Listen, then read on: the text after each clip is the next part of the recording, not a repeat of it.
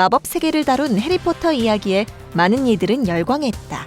특히 마법사들의 화려한 물건들은 이야기에 흥미를 더했는데 그 중에서도 투명 망토는 이들에게 없어서는 안 될 비밀 무기와도 같았다. 그런데 여기서 잠깐! 주인공들의 투명 망토는 상상 속에서만 존재하는 것일까? 실제로 신소재인 메타 물질을 이용 투명 망토가 현실에서도 존재 가능함이 증명됐다. 앞으로도 계속적인 연구를 통해 이와 같은 새로운 물질들이 상용화된다면 우리 삶은 또다시 큰 변화를 맞게 될 것이다. 사실 인류의 발전은 항상 새로운 소재의 발견과 함께 이루어져 왔다.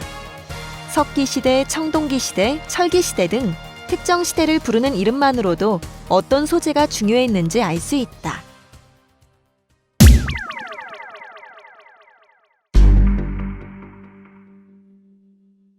금은 세계사를 바꾼 신소재의 첫 타자라고 할 수 있다. 금만큼 많은 사람이 갈망하고 욕망했던 물질이 있을까? 금은 항상 아름답게 빛나며 어떤 조건에서도 녹슬거나 변하지 않고 같은 상태를 유지하는 특성을 지닌다. 무엇보다 고도의 야금 기술을 발휘해야만 얻을 수 있는 철이나 구리와 달리 금은 자연에서 순수한 금속 형태로 얻을 수 있었다. 또 다른 물질과는 달리 광택이 나는 만큼 고대인이 발견하기 가장 쉬운 금속이기도 했다. 금의 가장 중요한 용도는 금화였다. 가치를 눈에 보이는 형태로 측정할 수 있게 해준 화폐의 탄생은 인류 역사의 길이 남을 대사건이 아닐 수 없다. 뿐만 아니다. 사람들은 금의 찬란한 빛에 따라 끊임없이 움직였다. 미국 캘리포니아주에서 일어난 골드러시는 그 대표적인 예다. 1848년 어느 아침, 세크라멘토 강에서 사금이 발견됐는데 그 소문은 삽시간에 퍼졌다. 금을 채굴하기 위해 미국 내는 물론이거니와 중국과 유럽에서도 사람들이 몰려왔는데 그 수는 무려 30여만 명이 넘었다. 이는 인구가 수백 명에 불과했던 시골 마을 샌프란시스코가 수년 만에 미국 굴지의 도시로 변모하게 된 계기였다. 이는 산업에도 영향을 미쳤다. 리바이스 데님은 리바이 스트라우스가 채굴자의 작업복으로 개발한 옷이며 신용카드로 유명한 아메리칸 익스프레스는 본래 채굴자 대상 운송 서비스업으로 시작한 회사였다. 금을 손에 넣으려는 사람들의 에너지가 세계적 기업을 탄생시킨 계기가 된 것이다.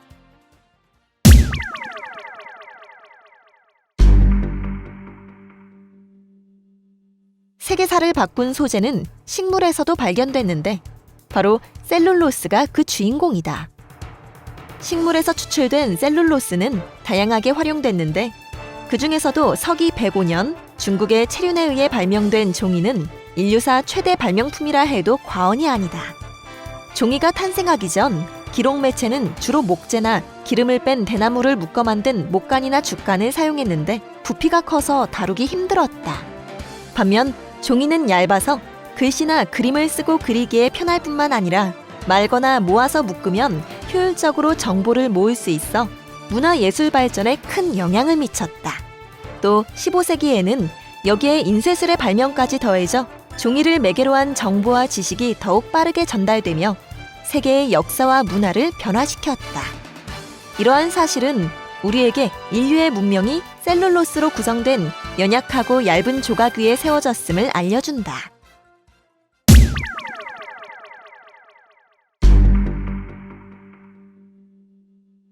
세상을 열광케 하는 스포츠 역시 당시 신소재였던 고무의 영향을 크게 받았다. 특히 스포츠 중에서도 인기 있는 축구와 야구 등의 구기 종목들은 대부분 19세기 후반에 만들어지거나 확산됐는데 이는 공업화가 이루어지면서 중산층이 등장했기 때문이기도 하지만 무엇보다 당시에 질 좋은 고무가 보급되며 공의 형태와 내구성이 좋아졌기 때문이다. 질 좋은 고무의 보급으로 대량 생산이 가능해졌으며 통일된 규칙으로 대규모 구기대회를 열 수 있게 됐다. 그 결과 전 세계적으로 대규모 구기대회가 가능해지면서 스포츠는 빠르게 보급되고 발전했다. 그 중심엔 긴 실험과 무시무시한 집념 끝에 고무에 유황을 섞어 가열하면 내열성이 생긴다는 사실을 발견한 찰스 구디어가 있었다. 그가 고안해낸 가왕처리법으로 고무의 상업적 이용은 수월해졌다. 특히 고무를 이용한 타이어의 생산은 미국이라는 광대한 국가가 교통혁명을 통해 하나의 패권 국가가 될 수 있는 기반을 닦는 데 큰 공을 세웠다.